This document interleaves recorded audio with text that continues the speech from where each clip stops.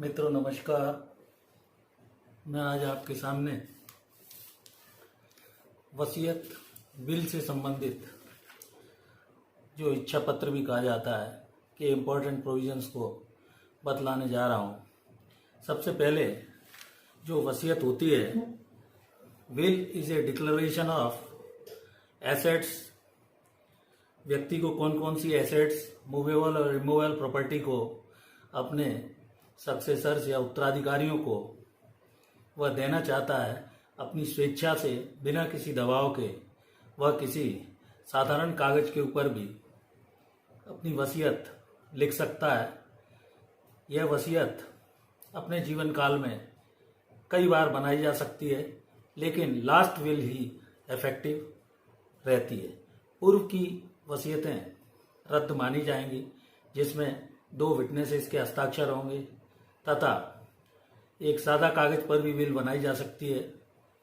सामान्यतः 100 रुपये के स्टैम्प पेपर पर विल को बनाया जाता है, क्योंकि सरकारी कार्यालयों में सादा कागज की विल का कोई महत्व नहीं दिया जाता है। इस कारण 100 रुपये के स्टैम्प पेपर पर, जिस पर पीछे तारीख पड़ी होती है, जो कि साक्ष्य पर्पज से या एविडेंस पर्पज से भी यूजफुल सिद्ध होती है, इस कारण इसकी जेन्युइननेस या वैधता के लिए 100 रुपये के स्टैम्प पेपर पर बना ली जाती है। अब यदि किसी व्यक्ति की कोई जॉइंट प्रॉपर्टी है और उसे कोई शेयर आ रहा है, तो उसमें वह विल कर सकता है। विल करने के लिए मानसिक रूप से व्यक्ति को स्वस्थ होना चाहिए, अनसाउंड माइंड ना हो तथा पूर्ण होश आवास और सही मानसिक स्थिति के अंदर ही विल की जाती है। इसके लिए सब रजिस्ट्रार, जो कि हर जिले तहसील आदि में बैठते हैं, उनके यहाँ अपनी विल को रजिस्टर कराया जा सकता है। ऑनलाइन भी रजिस्ट्रार के यहाँ से तारीख ली जा सकती है।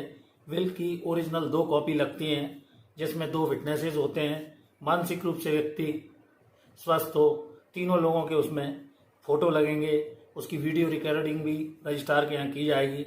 अनरजिस्टर्ड और रजिस्टर्ड विल दोनों ही वैध होती हैं, लेकिन रजिस्टर्ड हो जाने पर उसकी वैधता का प्रमाण अधिक आ जाता है। इस कारण लोग रजिस्टर्ड विल बना लेते हैं। मौखिक विल साबित करने के लिए केस फाइल करना होता है। इसमें यह भी व्यवस्था दी गई है कि प्रिविलेज्ड विल होती है, जिसमें जैसे सेना आदि के लोग 2 लोगों की उपस्थिति में मौखिक रूप से अपनी विल कर देते हैं। शिप आदि में अनप्रिविलेज्ड विल होती है, जो अगर आदमी जेल आदि में बंद है और वह अपनी संपत्ति की वसीयत करना चाहता है तो कर सकता है। तथा लास्ट विल, अंतिम विल भी होती है, जो कि पूर्व में की गई वसीयत या इच्छा पत्र को निरस्त करते हुए मृतक जब अंतिम विल करके जाता है, यह विल आफ्टर डेथ, अर्थात व्यक्ति जो टेस्टेटर है उसकी मृत्यु के बाद ही वह विल एप्लीकेबल होती है। इसमें टेस्टेटर यानी अनुदानकर्ता जो कि विल बना रहा है, तथा बेनिफिशियरी जिसके हित में वह कर रहा है, तथा एग्जीक्यूटर जो कि एग्जीक्यूट करने के लिए किसी व्यक्ति को वह पावर दे सकता है। 18 वर्ष की आयु होने पर ही यह इच्छा पत्र या विल की जा सकती है। स्वस्थ व्यक्ति होना चाहिए, बिना किसी दबाव के। इसके अलावा विल को प्रोवेट भी कराया जा सकता है। प्रोवेट कराने के लिए न्यायालय के समक्ष धारा 264 से 300 के अंदर हिंदू सक्सेशन एक्ट में प्रावधान बतलाए गए हैं। माननीय न्यायालय से प्रोवेट प्राप्त करने के लिए एक आवेदन लगाना होता है। यह अन्य संपत्ति का अन्य प्रकार से प्रबंधन करने के लिए प्रोवेट बनाई जाती है या कराई जाती है। इसमें एग्जीक्यूटर को भी वह नामित कर सकता है। उस प्रॉपर्टी पर आने वाले जो भी भार आदि को काटकर जो उसकी संपत्ति से रुपया पैसा आता है, वो एग्जीक्यूटर की फीस के रूप में भी दिया जाता है। इसमें petition under section 276 Hindu succession act के तहत प्रस्तुत करनी होती है। प्रोवेट के लिए मृतक कहाँ निवास करता था, उसका मृत्यु प्रमाण पत्र, क्या जुरिस्डिक्शन है, अन्य न्यायालय में कोई आवेदन उसने नहीं दिया है, नोटिस आदि वह न्यायालय जांच करने के लिए सर्व करता है। बेनिफिशियरी यदि कोई चैलेंज करता है उस प्रोवेट को, तो सिविल केस की तरह उसमें नोटिस इशू होने के बाद एक नोटिस बोर्ड पर चस्पा किया जाता है, रजिस्ट्री से भेजा जाता है और पूरी जांच पड़ताल के पश्चात संपत्तियों के जिसमें विवरण हो, मृतक का प्रमाण पत्र हो, असल वसीयत लगी हो, पहचान के सारे दस्तावेज हो, न्यायालय वो प्रोबेट जारी कर सकता है। और इसमें 3 अपवाद ही हैं वसीयत के कि ट्रस्ट की प्रॉपर्टी को वह विल नहीं कर सकता है, फर्म की प्रॉपर्टी को भी आदमी विल नहीं कर सकता है, तथा कंपनी आदि की संपत्ति को भी वह विल नहीं कर सकता है। केवल सेल्फ एक्वायर्ड जो अपने बलबूते पर स्वयं की कमाई हुई संपत्ति है उसकी विल वो चाहे जिसे कर सकता है। कोई झगड़ा आदि यदि है तो रजिस्टर्ड विल पर चेंज करने, अगर पहले से रजिस्टर्ड है तो बार बार जितनी बार वह करेगा उतनी बार उस विल को उसे रजिस्टर कराना होगा।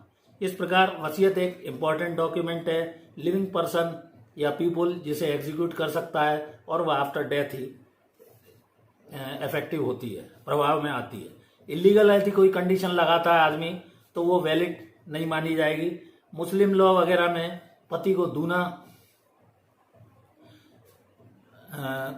अधिकार दिया गया है, जबकि पत्नी को 1 गुना ही अधिकार मिलेगा। यह व्यवस्था इंडियन सक्सेशन एक्ट के हिसाब से ही होती है।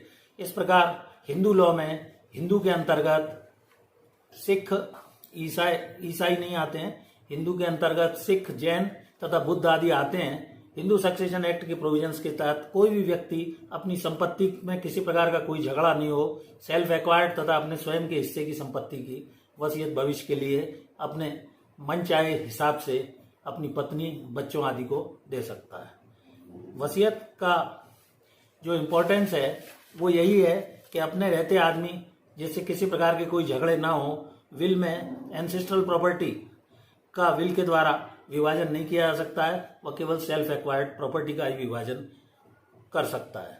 विल हमेशा किसी अच्छे वकील या अधिवक्ता से बनवाई जाए तो ज़्यादा अच्छा है, जिसमें नाम, उम्र, पता की डिटेल दी जाए, प्रॉपर्टी का संपूर्ण विवरण हो, प्रॉपर्टी किस जगह है उसकी पूर्ण डिटेल दी जाए, कौन सी प्रॉपर्टी किसे दी जा रही है उसका डायमेंशन आदि लिखा जाए, डिटेल दिशा, कंडीशन आदि डाले जाए, किस कंडीशन में प्रॉपर्टी दी जा रही है और किसे दी जा रही है।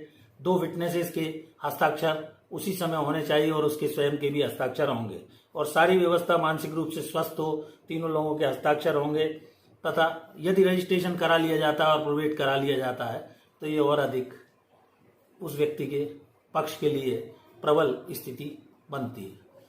मेरा यह वीडियो यदि आपको अच्छा लगे तो इस वीडियो को प्लीज़ लाइक, शेयर और सब्सक्राइब करें। Thank you for watching this video. नमस्कार।